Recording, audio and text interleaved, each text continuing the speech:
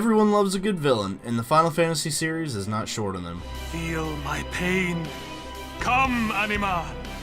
I'm Soldier First Class, and today, I'll be discussing my picks for the top 5 villains in Final Fantasy. No problem, the desert team's with trouble!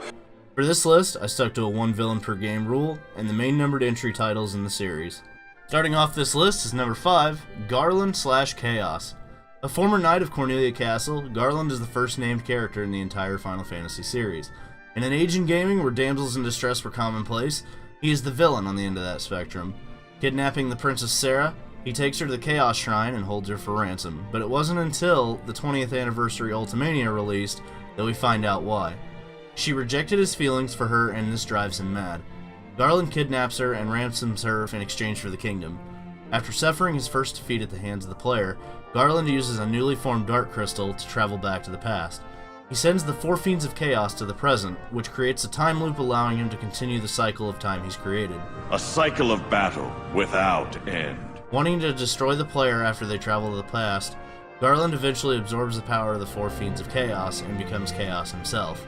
This is his most powerful form, displaying horns and wings and the look of a demon or the devil. Once defeated, the time loop is broken, and it's stated that Garland will be restored in the present world.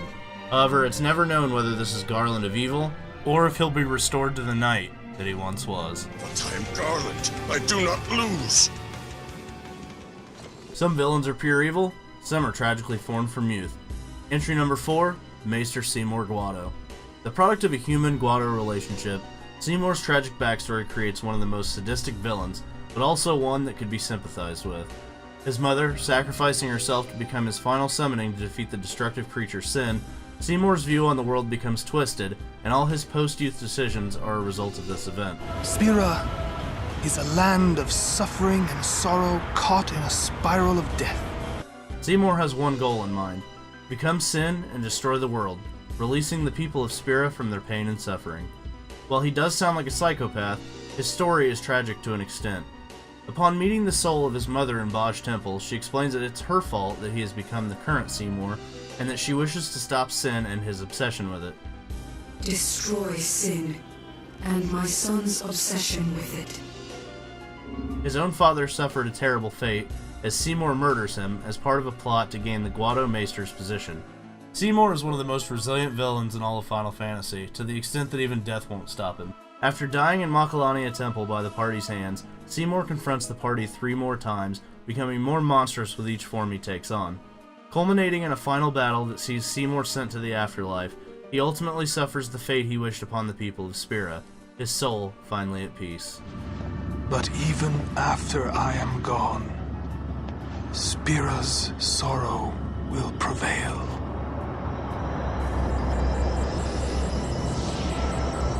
As we saw with the 4th entry on the list, villains don't always begin evil. However, some villains are created with the sole intention of bringing chaos and destruction. Soon you shall know eternal pain. With their 3rd entry on the list, enter Kuja. Final Fantasy IX. Garland, not to be confused with the Garland from Final Fantasy I, is the last remnant from the planet Terra. He creates Kuja with the purpose of creating war and destruction to filter the souls from Gaia, FF9's planet setting, and replace them with the souls of Terra. From the outside looking in, Kuja appears to be sadistic and is narcissistic to a fault, but he's also a somewhat easy character to sympathize with because he's a pawn in an otherwise grandiose plot. Never allowed to grow as a human due to his adult stature from birth, he only knows a few skills: to manipulate and to kill. Kuja doesn't know what it's like to empathize with other humans and is incapable of showing remorse. After discovering his origins and what his true purpose is, which was to be the placeholder until our hero Zidane could fully mature as a true angel of death, he seeks the ability to enter powerful transformation trance and rule both Terra and Gaia. After absorbing the greed, anger, and hate from countless souls trapped aboard his airship, Kuja obtains the power of trance. He bucks his master's chains and destroys Garland, but still tragically meets his fate at the hands of Zidane and friends. I return to where I must. No backstory may have more weight or more impact than our next entry on the list, Sephiroth. This may be worthwhile after all. Beginning as a hero, the One-Winged Angel was once one of the most revered and loved characters in the world of Gaia, especially by FF7 hero Cloud Strife. His fate changed after the Nibelheim reactor incident. Am I the same as these monsters? Discovering that he was a genetically modified creation, a mental break causes him to rack up a catastrophic death count in the ensuing events of the game. The product of two scientists, Sephiroth was experimented on from even before birth, being injected with cells from an alien known as Genova. A hero in the Wutai War, and the top member of the elite soldier first class, Sephiroth is a combat specialist. Wielding his signature Masamune, he struck fear into the hearts of all that were unfortunate enough to get in his way. In the form players see, Sephiroth murders the president of the Shinra Corporation, kills the flower girl Aerith, and summons Meteor to cause a wound so large to the planet that he could merge with its energy, known as the Life Stream. He is ultimately defeated by Cloud, but returns in the movie Advent Children, where he meets a similar fate, also at the hands of Cloud Strife. Sephiroth is one of the most influential and iconic villains in the history of the series.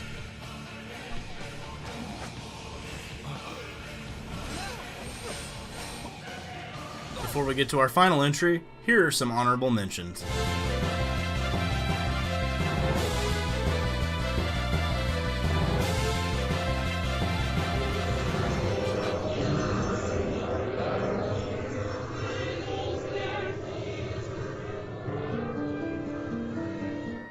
People of Rabanastre, is it with hatred you look upon your consul? With hatred you look upon the Empire? Kefka Palazzo.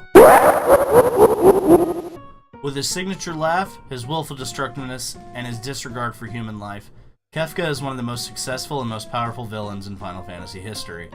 Kefka is the only villain on this list to succeed in his mission: become a god, destroy the world. Gaining the ability of magic from scientific experiments, Kefka also descended into psychosis as a side effect. As the advisor to the Emperor of the Gestalian Empire, he begins manipulating the events that unfold in FF6. He seeks and strives for only one thing: harness the power of the ancient espers, become a god, and destroy everything under his rule. He doesn't kill for some crusade. He doesn't destroy because he was rejected by a lost love. It's a hunger, a thirst for power and destruction that drives him. It's moments like the poisoning of Doma Castle, forcing Terra to destroy waves of soldiers for practice, and his murder of General Leo that really accent his need for death and destruction. Destroy more! You've got to destroy more! After gaining god powers from the Warring Triad, 3 statues containing great power, he destroys the world with a single attack, scorching and transforming its surface, eliminating almost everyone on the planet. Above the world in Kefka's tower, he rules over the world with an iron fist, destroying whatever and whenever he pleases. He takes on several forms in his final fight, all taking place on different stages, culminating in the final stage where he appears angelic and godlike. Kefka's tower is one of the most recognizable final areas in the history of gaming, to go along with one of the most sadistic villains maybe in video game history. Let's destroy everything!